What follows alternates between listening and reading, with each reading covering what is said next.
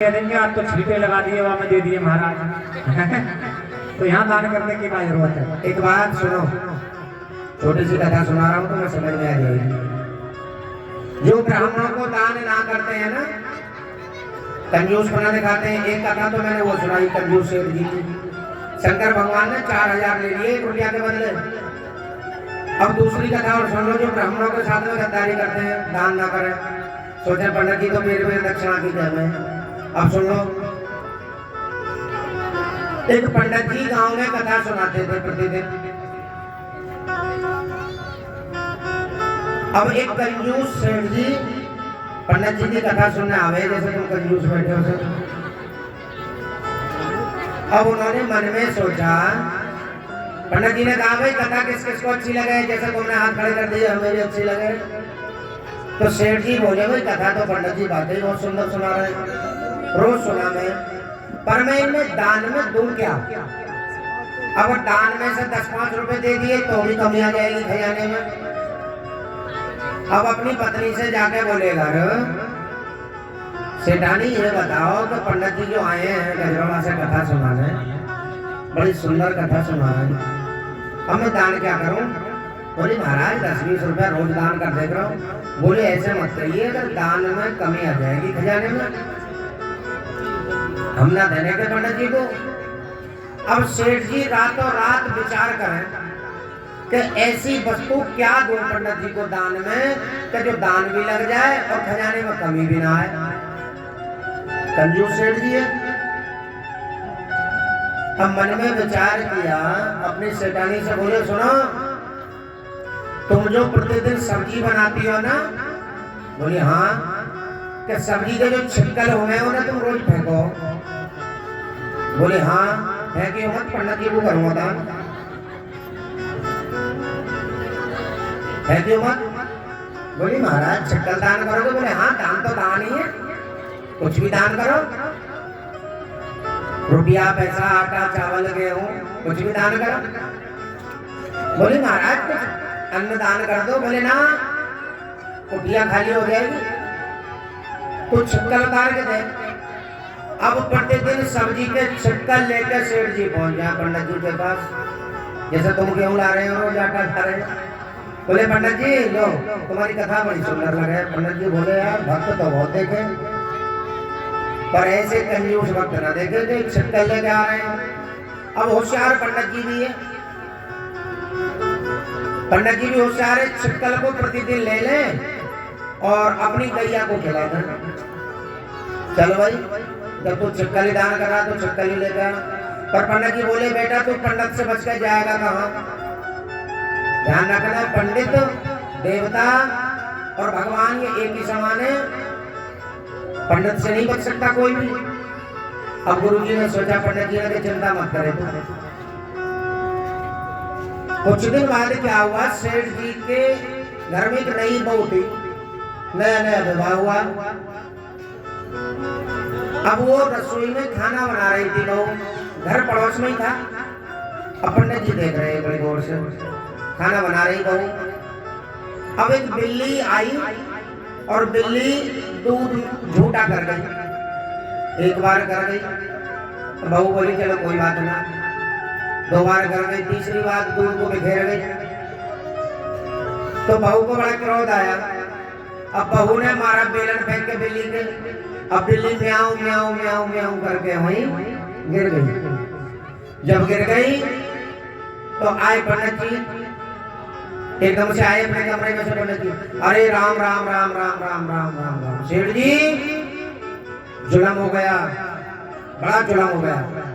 सेठ जी बोले क्या हुआ। तुम्हारी बहू पे बिल्ली मर गई। अब बिल्ली मक्कड़ बना के पड़ गई। तुम भी जानते हो बिल्ली मक्कड़ बहुत बनाती है, मक्कड़ बना के पड़ गई बिल्ली। सेठ जी बोले क्या हुआ पंडित जी, तुम्हारी बहू पे बिल्ली मर गई, अभी तो कोई संतान भी ना तुम्हारी बहू पे, तो अब क्या होगा। संतान ना होने की वंश नष्ट हो गया तुम्हारा। बोले अब सेठ जी बोले गुरु जी पंडित जी अब क्या होगा, देखिए एक ही तो लड़का है, एक ही बहू है, अब संतान ना होगी तो कैसे होगा, कुछ उपाय बताओ। पंडित जी बोले हाँ उपाय तो है, क्यों ना है। अब सेठ जी बोले बताओ पंडित जी उपाय। तो पंडित जी बोले कॉपी पेंसिल लेके आ जाओ। अब सेठ जी बोले गुरु जी उपाय सही से कर दियो, मेरी बहू तो पाप कट गया। पंडित जी बोले चिंता मत करे, कॉपी पेंसिल तो ला। अब कॉपी पेंसिल लेके आ गए सेठ जी। अब पंडित जी ने गणित लगाया, इसमें 7 दिन कथा सुनी है। बोले ले तो 7 किलो अरहर की दाल, 7 किलो चने की दाल, 7 किलो मसूर की दाल, 7 किलो बेसन, 50 किलो चावल, 50 किलो आटा, 50 किलो गेहूं, 2 रिफाइंड के तेल, 1 देसी घी। अब पूरा पर्चा भर दिया पंडित जी ने। इतना सामान देना पड़ेगा जब पाप कटेंगे। और पंडित जी बोले चित्तल दान करे बेटा। हाँ सेठ जी एक काम और रह गया। बोले क्या? बहू से बिल्ली मरी है ना? सेठ जी बोले हाँ। तो पंडित जी बोले एक सोने की बिल्ली और देनी पड़ेगी, इसके बदले में। सेठ जी बोले वही मजबूरी है, अगर ना देते हैं तो उधर बहू पे कोई संतान ना है। भाई पंडित जी कुछ भी करो, मेरा उद्धार कर दो। अब पंडित जी बोले सुनो एक काम और कर लियो। बोले क्या? ये पंडित जी ना लेने आएंगे, कोई मयूरी वाला पकड़ के वहीं पहुंच लियो मेरे घर सामान। बोले अच्छा जी तेरे नाम का भंडारा करूंगा। अब गांव से मांगने की जरूरत ना, तू ही करवा देगा भंडारा कथा का।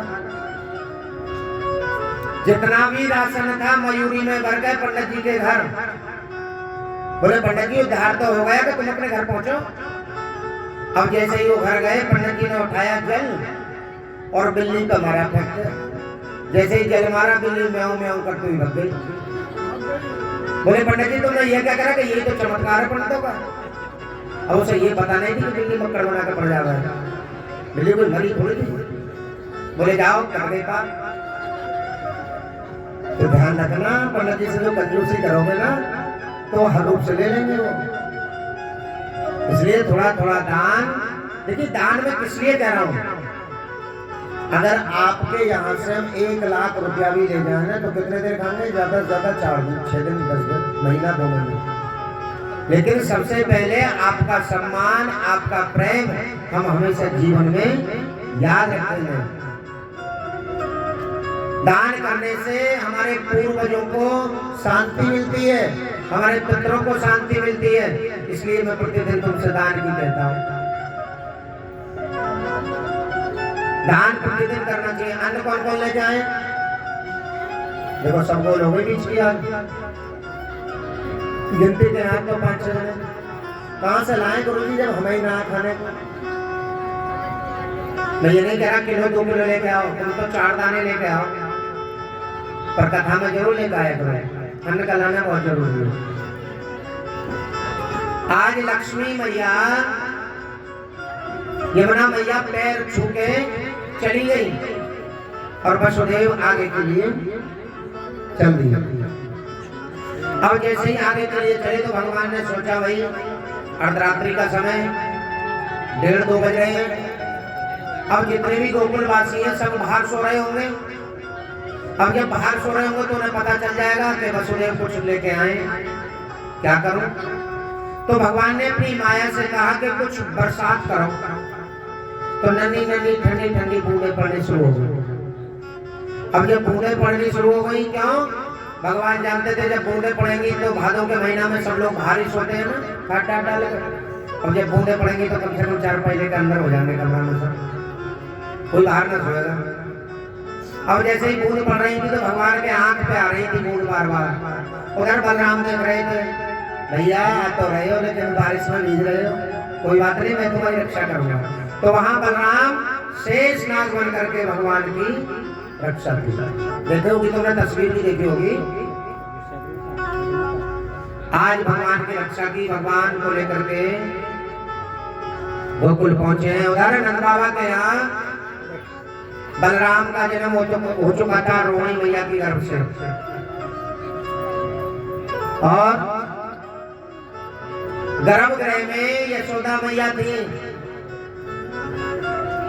तो नंद बाबा की 2 बहन थी। कौन कौन? नंदा और सुनंदा, 2 बहन।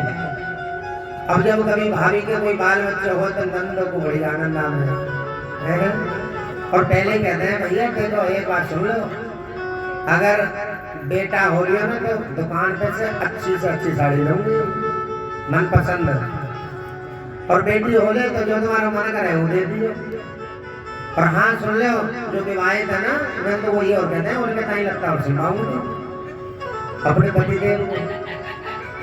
और नंदा सुनंदा कह रही है नंद बाबा से कि भैया भाभी गर्भगृह में देखो, अगर छोरा है लियो, ये हमारे वृंदावन की भाषा छोरी छोरा, छोरी कहते हैं लड़कियों के लिए, अगर छोरा है तो नंदा कह रही मैं तो 9 लाख के को हार लूंगी।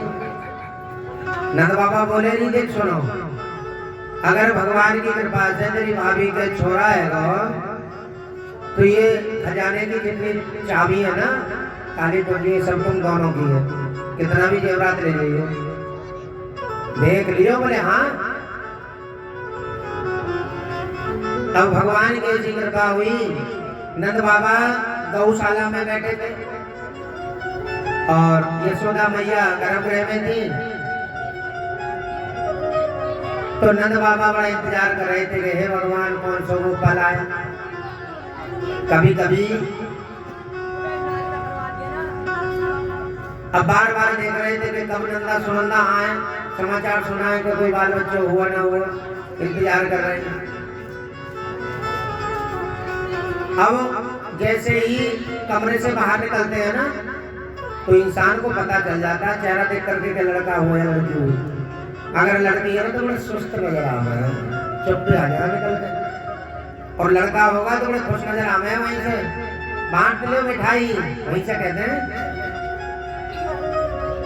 अब झूमती हुई आ रही दोनों नंदा और सुनंदा, क्योंकि वहां वसुदेव पहुंच गए और मेरे छोटे से कन्हैया को यशोदा मैया के बराबर में लेटा दिया और बिटिया को ले आए। तो दोनों ही आ रही हल्ला काटती हुई, अरे भैया है गो। तो नंद बाबा बोले बता दो कहाँ है गो? बोले लल्ला है गो। अब तो नंद बाबा को खुशी के ठिकाने का नहीं, खुशी से झूमने लगे नंद बाबा। और नंद बाबा ने कहा अरे सुनो, मेरे खजाने में जितना सोना चांदी है ना सब ले जाओ, और मेरे 9 लाख गैया हैं, सब ब्राह्मणों को दान करो, गरीबों को भोजन खिलाओ, दान करो, कोई भी भक्त ऐसा ना रहे जिसको भोजन ना मिले। आज बड़े बड़े दिनों के बाद लल्ला हुआ, आज बड़ी खुशी का उत्सव नंद बाबा के यहाँ। जिसको भी पता चला, देखिए जब नंद बाबा के भगवान कन्हैया आए थे ना तो उस समय नंद बाबा की आयु 60 साल की थी, 60 साल की। 60 वर्ष की उम्र में लल्ला है गो, खुशियों के कोई ठिकाने ना रहे, और दूर दूर से बधाइयां लगने लगी। आइएगा जो झांकी वाले हैं वो मेरी आवाज सुनाए हो तो भैया आ जाए बधाई के लिए। नंदिनी सम्राट जिला बलेश्वर से आज बधाई। देखिए जब बेटा हो जाता है तो तीसरी नस्ल वाले आते हैं ना बधाई लेने, 2100 5100 5000 ऐसे मांगे हो, और वही तो आ गए। अब नंद बाबा कहाँ बैठे? ये बैठे, तो आ गए। मास्टर जी भी तैयार बैठे हैं और परीक्षक महाराज भी बैठे हैं। तो आज पूरे गोकुल में बधाइयां बज रही हैं भगवान की खुशी में। किस प्रकार से बज रही हैं आइएगा बताएंगे बाली जी। बाली जी जल्दी बताओ। हुई का हो रहा है, चला दो। श्री राधे, जय श्री राधे। बाली ने कहा कि ये तहरीर राधे श्याम।